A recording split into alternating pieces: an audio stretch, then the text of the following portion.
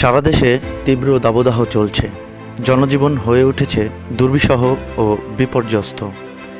তাই এই তাপপ্রবাহে পর্যায়ক্রমে জনতা ব্যাংকের মোড় ও বাসস্ট্যান্ড এলাকায় ফরিদপুর শহরের সাধারণ মানুষ, পথচারী, রিকশাচালক সহ বিভিন্ন শ্রেণী পেশার মানুষের মাঝে স্বস্তি অনয়নে কমপক্ষে 200 লোকের মাঝে বিনামূল্যে 2 লিটার সুপেয় পানি ও 2টি করে খাবার স্যালাইনের ব্যবস্থা করেছে ফরিদপুরের জেলা প্রশাসন।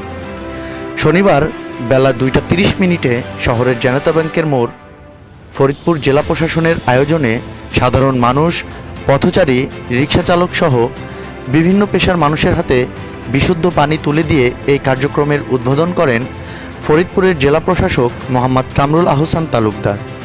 এ সময় উপস্থিত ছিলেন অতিরিক্ত জেলা প্রশাসক সার্বিক ইয়াসিন কবির, অতিরিক্ত জেলা প্রশাসক রাজস্ব রামানন্দ পাল প্রমুখ। জনজীবনে স্বস্তি ফেরাতে তৃষ্ণার্ত রিকশাচালক, অটোরিকশা ও সিএনজি চালক এবং পথচারীদের মধ্যে নিরাপদ 2 লিটার সুপেয় পানি ও 2টি করে খাবার স্যালাইন বিতরণ করা হয়। তীব্র তাপদাহে ক্লান্ত তৃষ্ণার্ত মানুষের বিনামূল্যে বিশুদ্ধ পানি পান করাতে পাড়ায় জেলা প্রশাসনকে ধন্যবাদ জানান সাধারণ মানুষ, পথচারী, রিকশাচালক সহ বিভিন্ন শ্রেণী পেশার মানুষ।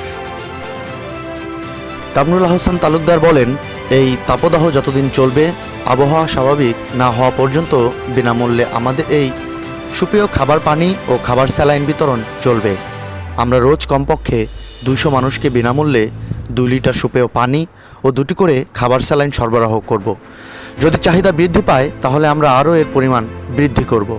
এর পাশাপাশি মানুষকে সচেতন করতে বিভিন্নভাবে লিফলেট এবং বিভিন্ন ফেসবুকে প্রচারণার মাধ্যমে সবাই এই তাপদাহে সতর্কতা অবলম্বন করে সহনীয় জামাকাপড় পরে, বিশেষ করে শ্রমজীবী যারা, তারা যেন সাবধান থাকে।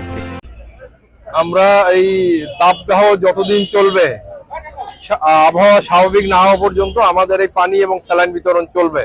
আমরা রোজ কমপক্ষে 200 মানুষকে 2 লিটার করে পানি এবং 2 প্যাকেট করে খাবার স্যালাইন সরবরাহ করব। যদি চাহিদা বৃদ্ধি পায় এটি আমরা বৃদ্ধি করব।